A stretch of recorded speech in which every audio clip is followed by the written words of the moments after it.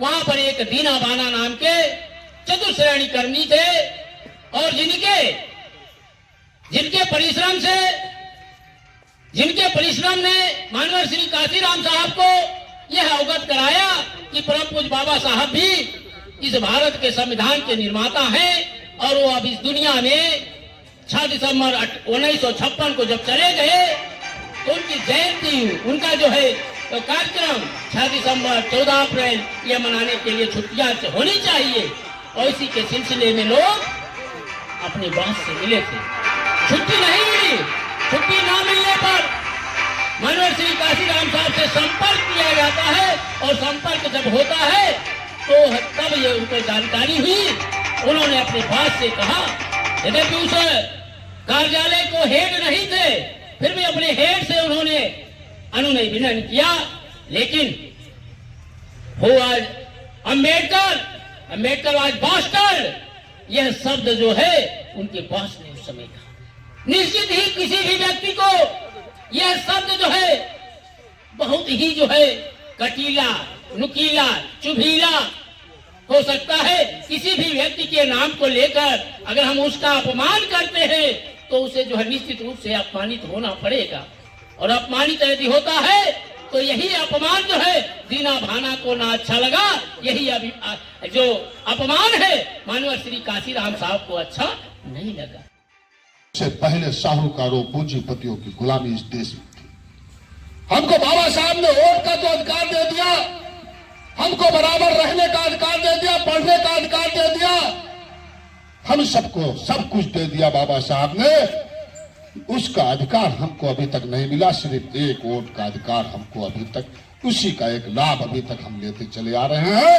इस देश में बाबा साहब के संविधान को अभी तक के और चीजों को लागू नहीं किया गया। सिर्फ एक वोट के अधिकार को अभी तक हम उसी का फायदा लेते आ रहे हैं। हमने कभी अच्छा फैसला करा तो उस वोट के अधिकार से हमारी अच्छी हुकूमत बन गई, अच्छी जो है सरकार बन गई। आप ऐसे लोग विधायक हो, सांसद बन गए, हमारी बहना इस उत्तर प्रदेश की मुख्यमंत्री बन गई। हम थोड़ा सा गुमराह हुए तो हमारे रास्ते हमारे विरोध की सरकार बन गई, हमको जिसका नुकसान है। हमको सोचना पड़ेगा। इस मुल्क में 1950 के बाद सबसे पहला इलेक्शन हुआ और इस मुल्क के सबसे पहले प्रधानमंत्री पंडित जवाहरलाल नेहरू बने, लेकिन हमारे लोगों के पास एक वोट, जब बाबा साहब के जाने के बाद में 32 जो है साल बीत गए, इस देश में हमारी कोई राजनीतिक पार्टी नहीं थी। हम कांशीराम जी एक क्लास के नौकर थे।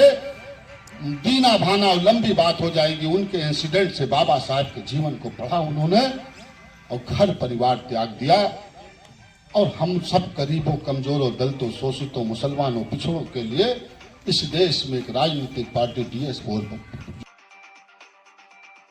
और इस चुनाव को जीतना है, क्योंकि डॉक्टर B.R. अम्बेडकर साहब ने जो ये संविधान बनाया था, उन्होंने कहा था कि इस देश का संविधान मैंने बहुत अच्छा बनाया है, लेकिन अगर इस संविधान को इस देश के हुकूमत करने वाले लोग अगर नियत साफ करके ईमानदारी से लागू नहीं करेंगे तो संविधान तो बहुत अच्छा है, लेकिन हुकूमत करने वालों की नियत साफ नहीं रही तो ये अच्छा संविधान भी अच्छा काम नहीं कर पाएगा। आज तक ये देखा गया कि जितनी भी सरकारें रही हैं, 75-76 साल इस देश की हुकूमतों को बीत गया, लेकिन आज तक भी बाबा साहब का संविधान पूरी ईमानदारी से नियत साफ करके लागू नहीं किया गया। अक्सर आप देखते हो बाबा साहब की तस्वीरें बनी होती है तो बाबा साहब की जो मूर्ति लगी होती है, उनके एक हाथ में संविधान होता है और दूसरे हाथ से इशारा करते हैं। क्या इशारा करते हैं कि इस संविधान में हमने बड़ी मेहनत से सभी जाति, धर्म, समाज के लोगों को वोट का अधिकार दिया है। अगर ईमानदारी से वोट का उपयोग आपने सही जगह कर लिया तो इस देश के प्रधानमंत्री की कुर्सी पर आपका कब्जा हो जाए। और जब तक इस देश का हुक्मरान बहुजन समाज नहीं बनेगा, तब तक इस देश में बाबा साहब का संविधान पूरी ईमानदारी से लागू नहीं हो सकता। इसके लिए हमें आपको करना क्या होगा? इस देश का हुक्मरान बहुजन समाज को बनाने के लिए बड़ी ईमानदारी से हाथी के निशान पर हमको बटन दबा के जिताना होगा। आप जानते हो मेरे साथियों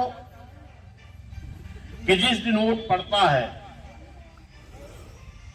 उस दिन चाहे हमारे संचालक करने प्रभारी जी हो, चाहे इधर हमारे उपाध्यक्ष जी हो, चाहे कोषाध्यक्ष जी हो, चाहे अध्यक्ष जी हो या मैं हूं, वोट वाले दिन जो काम लोगों ने 75-76 सालों में नहीं किया, इस काम को मान्या बहन जी ने मात्र 6-7 महीने में करके दिखाया है। लेकिन इस आपके अच्छे कामों को ये भाजपा का प्रचार तंत्र नहीं दिखाने वाला है।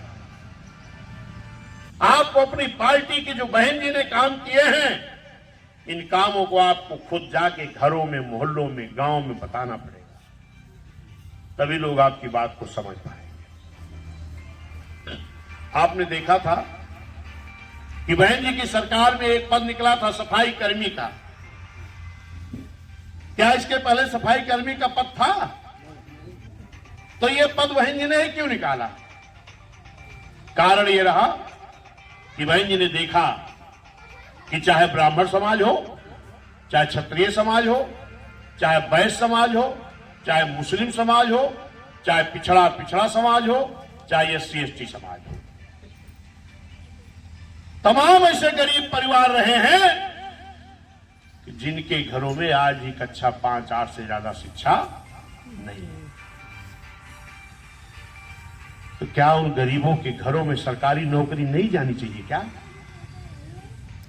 गरीबों के घरों में सरकारी नौकरी नहीं होनी चाहिए क्या? बोलिए। अगर होनी चाहिए तो आज तक इस देश के किसी भी नेता ने इस बात को नहीं सोचा। अगर किसी ने सोचा है तो नेता है माननीय बहन कुमारी मायावती। माननीय बहन जी ने इसीलिए सफाई कर्मी की जगह निकाली कि जिन गरीब घरों में कक्षा 5-8 से ज्यादा पढ़े हुए लोग ना हो, उनके घरों में भी सरकारी नौकरी पहुंच जाए। हमने भी देखा है कि लोग सफाई कर्मी बने थे मेरे भाई, कि जिनके घर पूरे के पूरे छप्पर और मड़ैया थे, लेकिन अगर उनके घर में एक नौकरी पहुंच गई सफाई कर्मी की तो उनकी पक्की छतें पड़ गई, उनके बच्चों के शरीर पर अच्छी ड्रेस आ गई और उनके घरों में भी अच्छे राशन बन गए। विकास हो गया लाखों परिवारों का। किसकी बदौलत? बोलिए। बहन जी और बहुजन समाज पार्टी की बदौलत।